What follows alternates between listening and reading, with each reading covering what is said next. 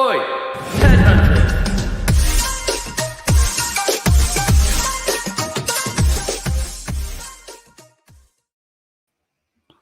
Welcome everybody to the Headhunter Hideout. Your host Joel Algie here, and I am super excited today to have Bert Miller joining us. Anyone who doesn't know Bert, I don't know why you wouldn't know who he is, but he is the CEO of MRINetwork. He's also the CEO of Protis Global, CEO of Talent Curators, and he is also the host of a up-and-coming podcast called Beyond the Bottom Line, where he's going to be interviewing high-level CEOs. And yeah, Bert, welcome to the show. It's a pleasure to have you, and I know we just had a little chat offline, and we'll probably talk a little bit more about those topics. But yeah, I'd love to just hear from you. The way I like to start the show is just hear a little bit about how you got started in recruiting, a little bit about your story, and just really a little introduction on who you are and what you're about. No, first of all, Joel, thank you very much for having me on your show. It's very nice and very kind introduction. Well, the way I got into recruitment, my background, I came out of college, went to work for the Gallo Winery. They stuck me in a distributor in Indianapolis. Then I was recruited by a firm in the recruitment world, a headhunter, a fellow headhunter. Yeah. Put me at Revlon North America. I spent 7 years at Revlon. My children got to the point where I wanted to coach them and do things with them. And so I was spending most of my time on the road. None of us back when I got into business over 25 years ago, I don't think any of us aspired to be a recruiter. I didn't grow up saying I want to be a headhunter, but I kind of found my way there, and I did some research, saw the fact that there's going to be more jobs than there are people over the next 20 to 30 years back at that point in time. And we're now living in that time. Yeah. And so that's what led me to recruitment. And I kicked it off and I've been doing it over 25 years now. So did you, when you first got into the recruitment agency world, did you start off as an owner, or did you start off like working in a firm? What's a little bit about that story? Yeah, Joel, we started from scratch. My wife and I founded Protis Global in 1995. The official date's November 27th, 1995. We didn't really kick off actually doing the work and the grind until January of 1996. And so we were there on Sundays building the desk from Office Depot and, plugging in wires to phones and learning what DOS was in the dummy terminals and, trying to connect a box that ran our software. At that point in time, we had one computer connected to the internet. That was it. And of course, we had the phones back then with a dot matrix printer, and we got after it starting in 1995. Man, I just even think about how different, obviously, the world is now with technology, with LinkedIn, with social media, with everything digital. But obviously, you've survived, and obviously with the pandemic right now, everything is pretty stretched for people. But you've survived the .com, you survived the 2008 recession.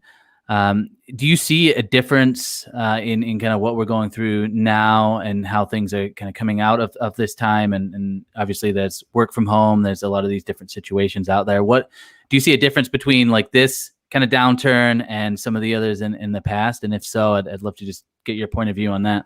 Yeah, great question, Joel. And we're asked that a lot. So you had the bubble burst of Y2K, and then we rolled into a recession starting in April of 2000, and then follow that up with 9/11. That put us in a muted recovery for a period of time, as most people recall. And then we had the financial housing meltdown in 2007 through 2009, really 2008, in that window of time. Yeah. And then of course, what we're experiencing today. So specific to your question as it relates to how all those things have added up. Yeah, we've been blessed in that, and there's a certain resilience to what we do through each of these. But this one's a bit different. Going back to 2008, that was caused by a financial crisis that was sort of self-created. This was, we have a global pandemic. That has taken shape, and really there's no real answer to what we do next, and everybody is still learning. So this is a little bit different. What's interesting is I guess the good news is we're all resilient. I mean, corporate America resilient, companies around the world are resilient, our offices are resilient, and we're still doing business, and it's not driven financially per se. There are some components that have been impacted, of course, and then uh, I think we were organically ordained to go down the path we're already going down, right? I think what you've seen in the last 8 or 9 months, Joel, is it's just been accelerated. Yeah. So we just, all we've done is go on the path we already headed. We're just going there faster. And so you're going to see, I think you're going to see remote work present itself a bit going forward, but I think it's going to back off from where it is today. But I do think you're going to see flex, Yeah. so you're going to see a lot of people move from no remote whatsoever to offering up some flex time to certain roles and certain people and certain positions. Obviously, you have a lot of interaction with high-level CEOs and business leaders.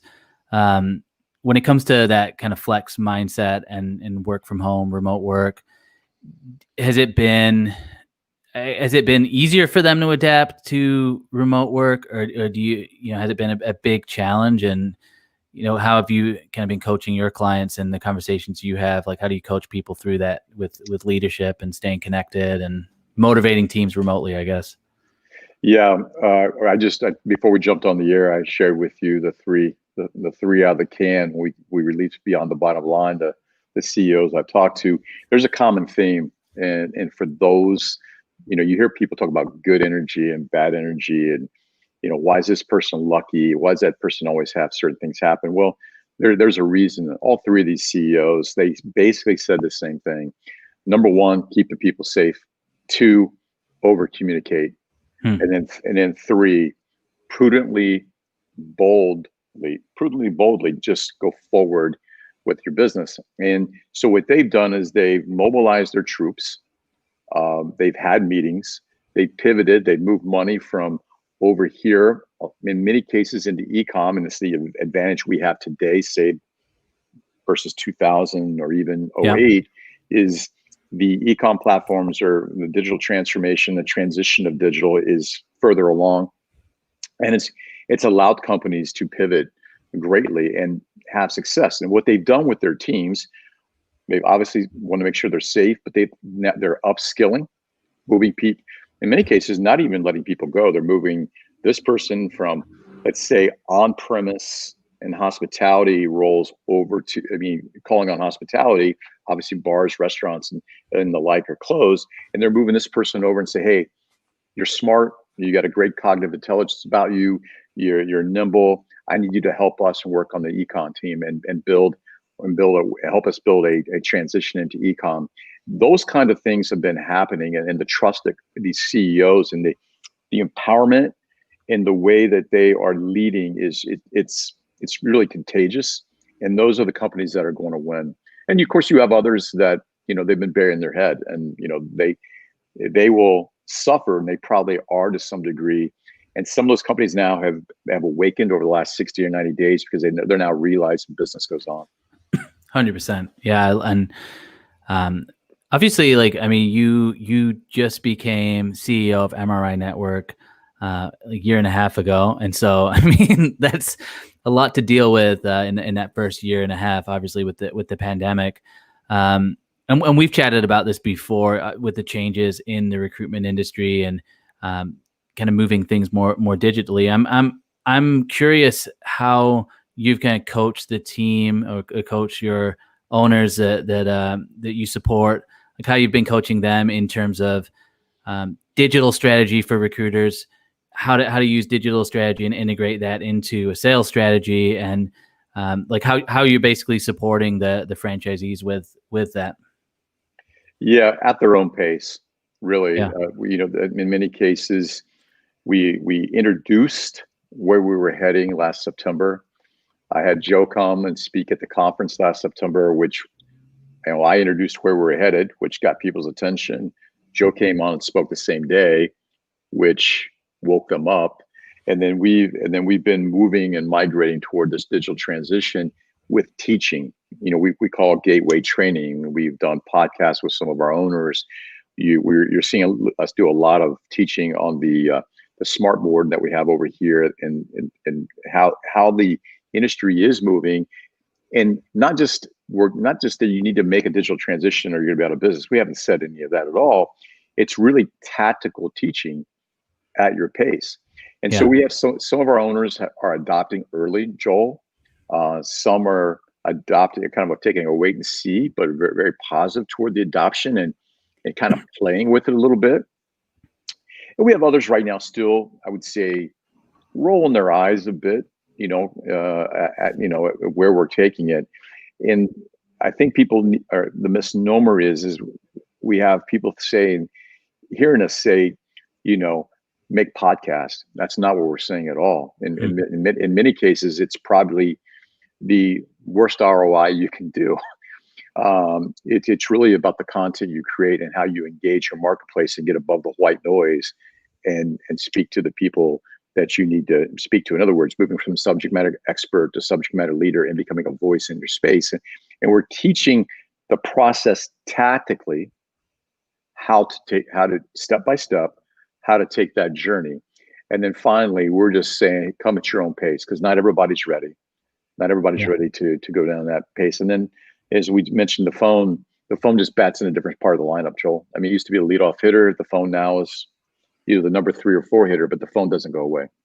Yeah. And I like to, I think the way you described it is perfect. It's like when email came into the world, the email doesn't take away from the phone. It just allows you to catch people at a different time, in a different way.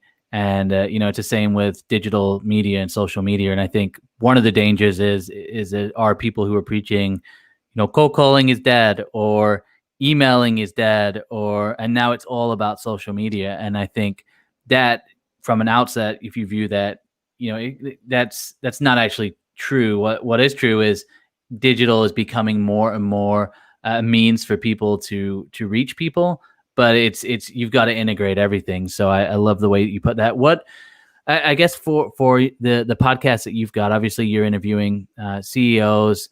What's I guess what kind of like inspired you to start the podcast, and what would you love like the audience that listens to it, like what's the heart behind that, and what's kind of what are those conversations like? Are you talking about their background and their past, or are you talking more about like the future? What's the premise of the podcast?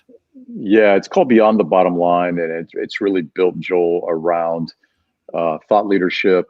When you have a chance to actually interview and spend time with some of these, the companies I mentioned to you earlier, they're iconic names and CEOs that are leading tremendous companies. And the goal is to have, master discussions, if you will, around the world of work and the changing environment of the world of work, and how they're pivoting and how they're adapting, and where are they moving monies? How are they changing their culture? How are they upskilling their team? What's the candidate experience or the individual experience when they come in and interview with an organization? And how do they create that environment? And some of it is about their background. I think that's an interest piece for folks to understand how these guys that are very inspiring have come through their careers to be where they are, and the thought leadership around that. So that's really what it's about. It's the first 3 we have in the can are very, very good. Yeah. And when is that? When's the podcast actually launching? It'll be about a month, about 4 weeks from now. Where the website is under development.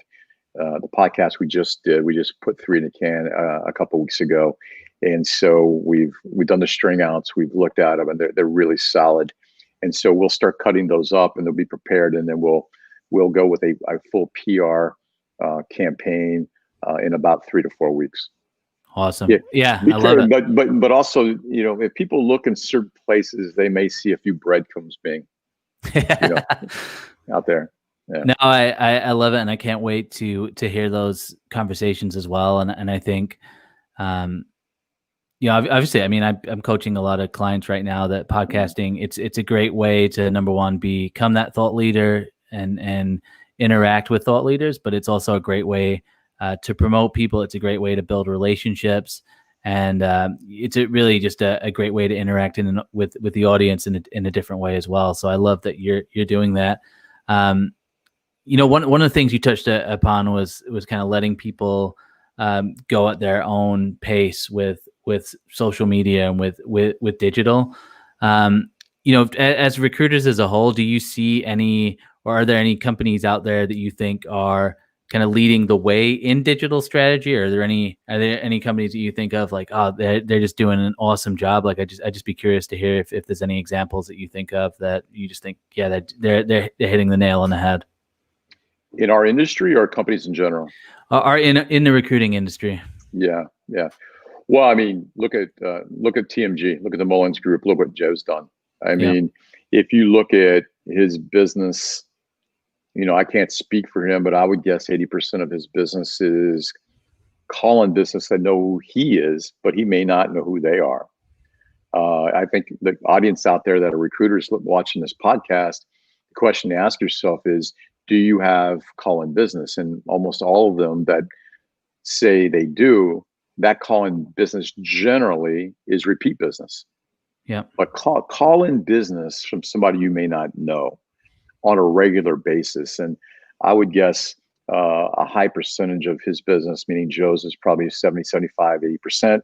Protis Global, obviously, we have some of that, not to that level quite yet, but we do have it. I mean, people do reach out to us because they see us. We've you got Vernoff doing Plant Profits podcast. You have Michael now, where we have something launching with Michael Bitar here shortly. And then we're out there in general. We hosted women boards. We had a podcast, a series of podcasts with women in boards, and that all those things got traction, Joel. And when you do that, you become I'd say a subject matter leader in your space. My firm is not yet a total voice in our space quite yet, but we're heading down that path. And the contrast there, I would say Joe is definitely a voice in the medtech industry. Yeah.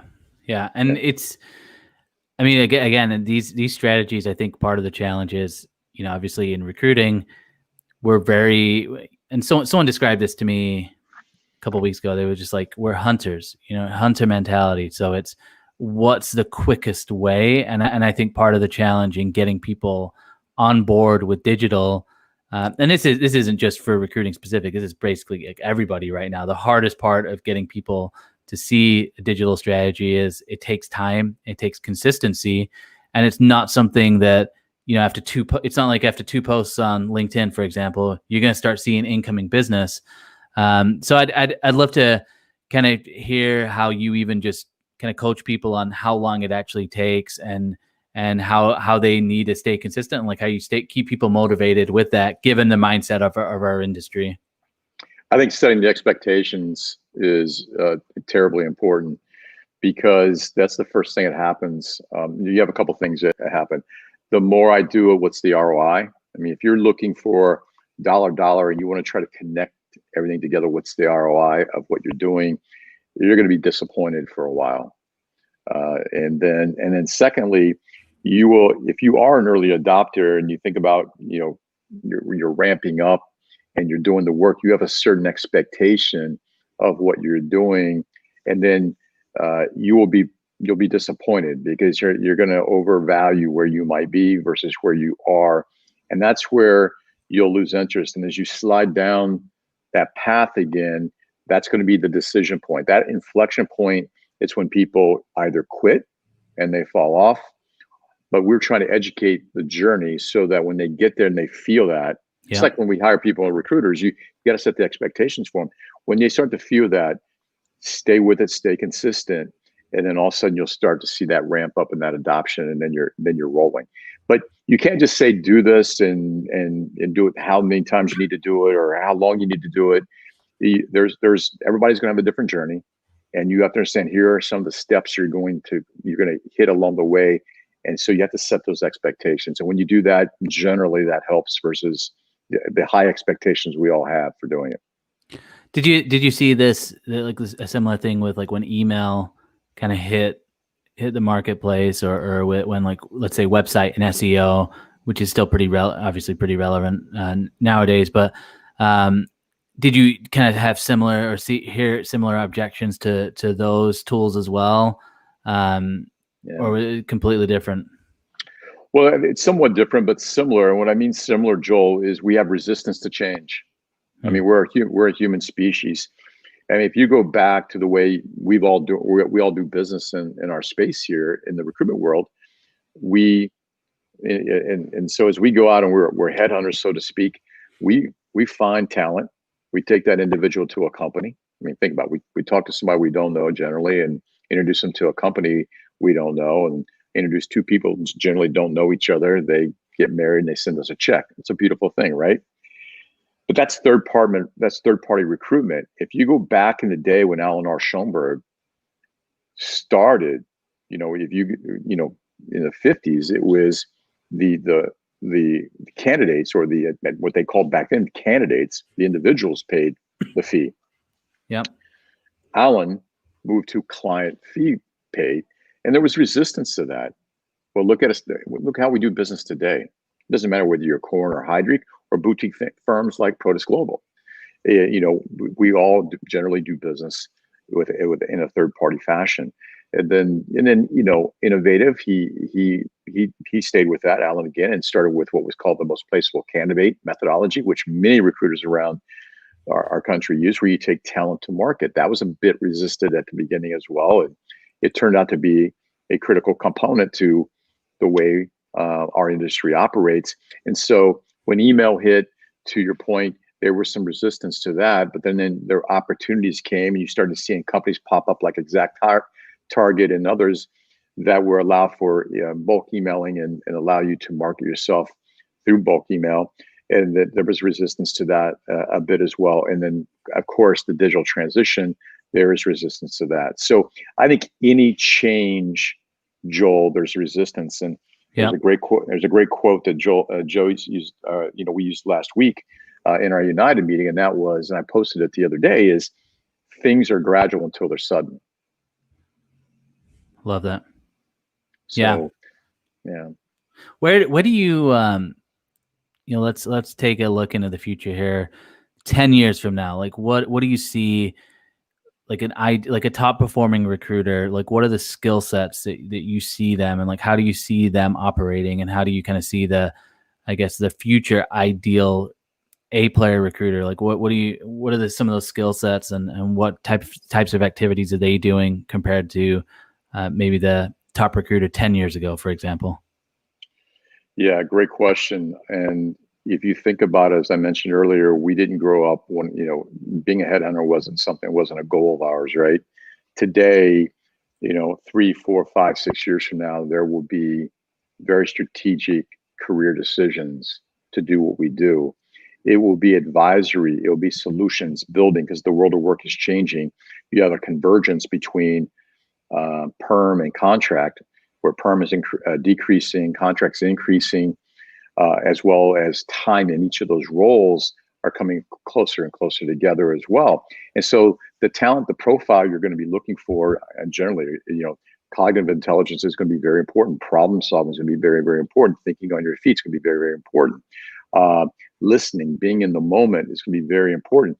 Learning how to bring solutions and facilitate well-informed decisions versus the old school hunting, kill approach.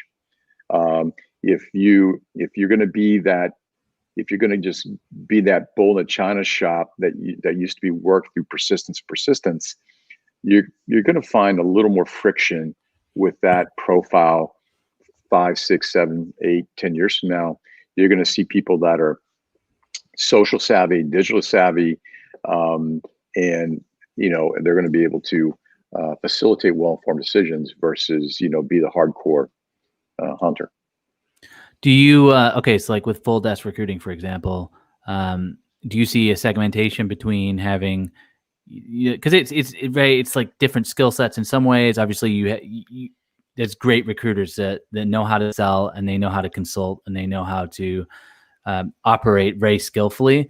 But do you see with like the gig economy, for example, and like some of the things you've mentioned, more of a segmentation between more of a business development end, and more of like a consulting recruitment that's a lot more consultative based? Do you see that happening more and more, or do you always see the full desk recruiter having their place. I'm just curious about that. Yeah, great. That's another great question, and one that's very timely, Joel. I mean, the modality of our firms are changing and will change. The question you asked, do I see a future for the 360 full desk recruiter? Yeah, I don't think it will die. I think it will become very difficult to do that. There's always those outliers, 2, 3, 4 years from now, they're going to be very successful as a 360. I have one in my firm, but generally my firm's model, Joel, is deconstructed the entire placement process. So we have people who bring in the business and build relationships in the marketplace and outline and demonstrate the solutions. Then we have client account manager, director of client accounts that manages the overall process. You have recruitment managers that vet and do the recruitment. So think of what you might know as a project coordinator. It's a project coordinator on steroids. And then we have researchers and we have analysts. When I say analyst, that means data. Sure. And all on the intake call, we're retained. On the intake call, that entire team for that particular search or project is on the phone with that senior level executives or executives, and that they get to meet the entire team that's going to be working on their project or on their search and how it evolves. When I say deconstruct the placement process, let's say we pick a number. Let's say you have 24 steps in a placement process. Well, each of those levels have steps of that placement process they master, and it builds upon one another. Whereas when the project coordinator was introduced to an AE years and years ago, I was one. Sometimes AEs, and I watched it happen, you would give to your project coordinator stuff you didn't want to do, didn't like to do, or you had your project coordinator direct traffic. You have to be really disciplined in this whole placement process in order to scale it.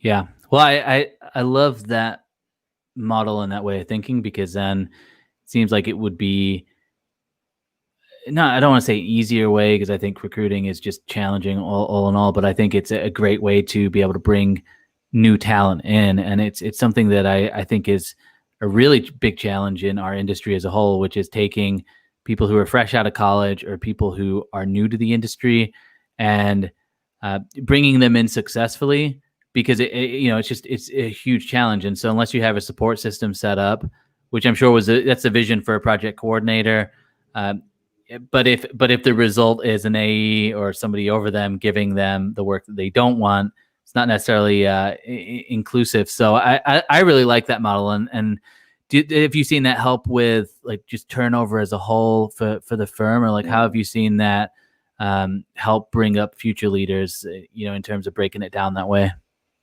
Yeah, of course. You have folks that you can play to their strengths. Yeah. Not everybody's going to be hardcore, go out and develop business.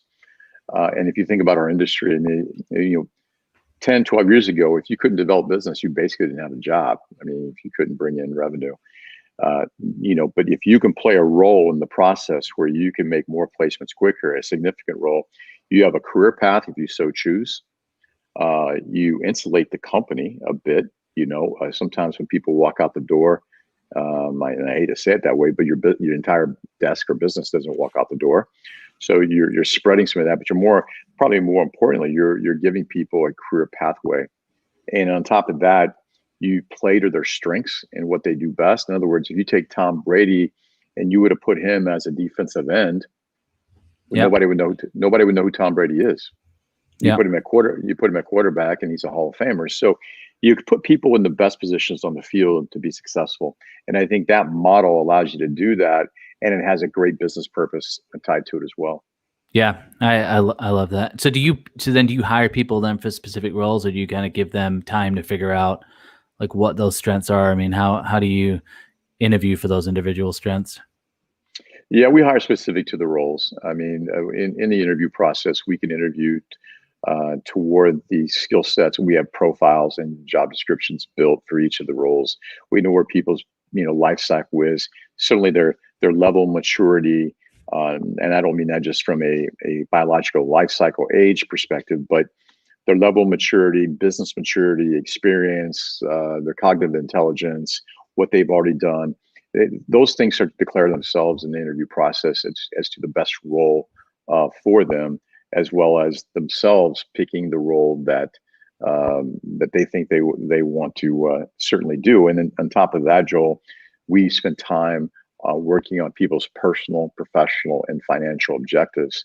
So when you start uncovering people's personal goals and their professional goals, it becomes pretty simple to understand what they desire and where they might best fit. Yeah. Well, I love that too. And it's clear, obviously you've had tons of success over the years. And I think, I'm sure even just moving forward with the podcast, but all of the things that you're encouraging people to do within your firm, it's it's going to be great to see where you guys go. I know I think we were scheduled to finish at the half hour here, so I know we've gone a little bit longer. I'd love to. One of the ways I just love to wrap up the show is just what advice would you have for somebody who is new to recruiting? So they maybe started in the last year, 6 months, and obviously got hit by the pandemic early on. So this is just such an unusual time to be a recruiter. Like, what advice would you give to somebody from some of the downturns that you've had, and how would you encourage them to continue in this field, which can just be super rewarding and obviously has so much opportunity? Well, if they have grit and they're willing to endure and have endurance, which are two great qualities you have to have in this industry, they stand to do better than most people coming in during what I would call optimum times. I've seen people that have come in. I've seen businesses start. I've seen firms start during recessions and crisis, and those firms end up being some of the best firms because of what they had to do and how they had to work and navigate, survive. So for those that have that endurance quality, you're heading down the right path, and just keep learning and working on your craft, and then you will be certainly successful in this industry. The other thing too is, network. Take some of this, I don't want to say downtime, there's no downtime in what we're doing, but take this opportunity, if you will, to build your social resume, build who you are in the marketplace, network in your marketplace, engage in your marketplace with the people you want to engage with. Start, line them up and put them in whatever, your plan, roll-up list, whatever you have, whatever ATS you're using, and make it a point to engage them both on a digital platform. Perhaps what we use is the 10-4-2 here, right?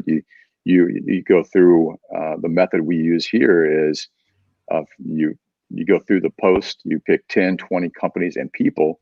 And so you have this universe of people that you want to engage with, and you go through and you like 10 things that are going on.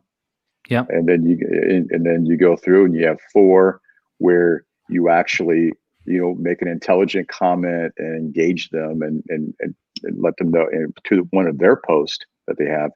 And then you reshare one of the posts and add another piece of copy to it. And you use that method over and over, and you start to build that network. If you're doing that now as a young recruiter, you will accelerate your career tremendously. You'll move into subject matter expertise and subject matter leadership much quicker than maybe folks in the past. So just stay the course, man. Yeah, I love that, and it's great advice. And I know the 10-4-2 rule. I think it can start off with the 10-4-2, and I think it's building that habit, right? It's building that habit of engaging and understanding how to engage with the marketplace, and it builds a lot of confidence too when you're having conversations with people in those industries. You become more of an expert by having those conversations. So just awesome advice, and I love that that's what you are promoting as well. And so, Bert, with the podcast, where are people going to be able to hear that? Is that going to be on Spotify and YouTube? Like, where are you guys launching that, just for people to tune into? Yeah, it'll certainly be on all the podcast channels. And we will launch it through LinkedIn. There will be a PR campaign around it as well, so Cool. people will see it. But LinkedIn will be the primary platform, along with you'll be able to download it at any of the key podcast channels that your favorite one. And anyone reaching out, what's the best way to reach out to you, or what's your preferred method? Yeah, you can reach out to me directly on LinkedIn, Yep. Bert Miller with an E, Bert Miller, or you can, it's my email is Bert, Bert.Miller@MRINetwork.com. Love hearing from people. Yeah. Well, I just, whatever state you're in, obviously, feel free to reach out to Bert, connect with him on LinkedIn, follow him as well. Obviously, he's a really busy guy and running a lot of different things. So, just have that reasonable expectation too, as far as when you reach out to someone, if they don't get back to you right away, that's okay. But Bert, I really appreciate your time and just how visionary you are within the industry, and obviously you have a lot of things going on. So I really appreciate you taking the time here. And anyone else who is viewing this later on, you can view this on YouTube as well. And we'll have more shows coming up. But Bert, appreciate it again. And looking forward to everything you're going to be doing with the podcast. I'll definitely be subscribing to that myself. And appreciate your time again. Well, Joel, thank you very much. Big shout out to my team, my corporate team. They're an amazing group of people to work with. So none of this happens without them. So thank you. Yeah, appreciate that. I'm going to end this broadcast.